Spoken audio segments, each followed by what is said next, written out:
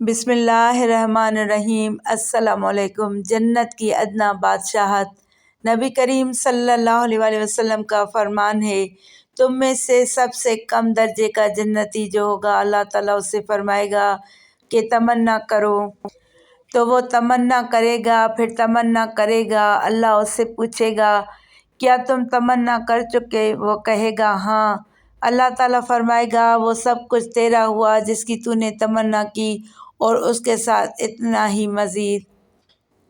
حضرت ابو ہریرہ رضی اللہ تعالیٰ عنہ سے روایت ہے کہ ایک روز نبی کریم صلی اللہ علیہ وسلم نے ہم سے فرمایا، کیا میں تمہیں وہ باتیں نہ بتاؤں جن سے تمہارے گناہ مٹ جائیں، تمہارے درجات بلند ہو جائیں؟ لوگوں نے کہا ضرور یا رسول اللہ صلی اللہ علیہ وسلم۔ تو آپ صلی اللہ علیہ وسلم نے فرمایا، وضو کا پورا کرنا سختی اور تکلیف میں، اور ایک نماز کے بعد دوسری نماز کا انتظار کرنا، اور مسجد میں دور سے چل کے آنا۔ حضور صلی اللہ علیہ وسلم کے ہاتھوں جنت میں داخلہ۔ صبح کے وقت صرف ایک مرتبہ پڑھ لیجئے۔ ترجمہ: میں اللہ کے رب ہونے اور اسلام کے دین ہونے اور محمد صلی اللہ علیہ وسلم کے نبی ہونے پر خوش ہوں۔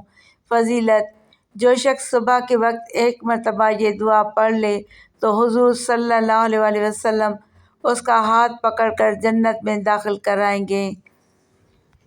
حضرت عائشہ صدیقہ رضی اللہ تعالیٰ عنہا نے بیان کیا کہ رسول اللہ صلی اللہ علیہ وسلم نے فرمایا، مجھے تم خواب میں 2 مرتبہ دکھائیں گئی۔ ایک شخص تمہیں ریشم کے ایک ٹکڑے میں اٹھائے لیے جا رہا تھا۔ اس نے مجھ سے کہا کہ یہ آپ کی بیوی ہیں، ان کے چہرے سے پردہ ہٹاؤ۔ میں نے پردہ اٹھایا کہ وہ تم ہی تھیں۔ میں نے سوچا کہ اگر یہ خواب اللہ کی طرف سے ہے تو وہ خود ہی انجام تک پہنچائے گا۔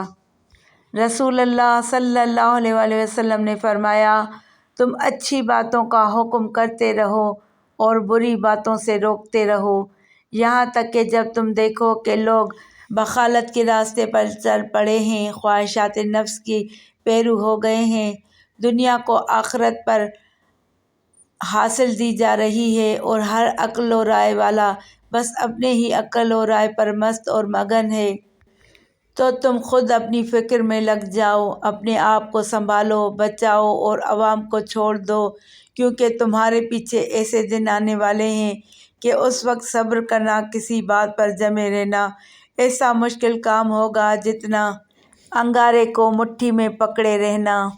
پیغمبرانہ اخلاق و کرم، دعوت و تبلیغ کی راہ میں تکلیفیں۔ حضرت عبداللہ بن مسعود رضی اللہ تعالیٰ عنہ نے کہا کہ آپ صلی اللہ علیہ وسلم بنی اسرائیل کے ایک نبی کا واقعہ بیان کر رہے تھے کہ ان کی قوم نے انہیں مارا اور خون آلود کر دیا، لیکن وہ نبی چہرے سے خون صاف کرتے جاتے اور یہ دعا کرتے، اے اللہ میری قوم کی مغفرت فرما، یہ لوگ نہیں جانتے ہیں۔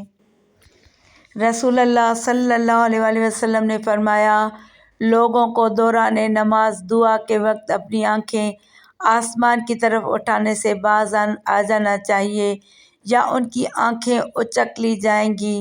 ویڈیو کو لائک کر کے چینل کو سبسکرائب کریں اور گھنٹی کے نشان کو دبائیں تاکہ میری آنے والی ہر نئی ویڈیو کا نوٹیفیکیشن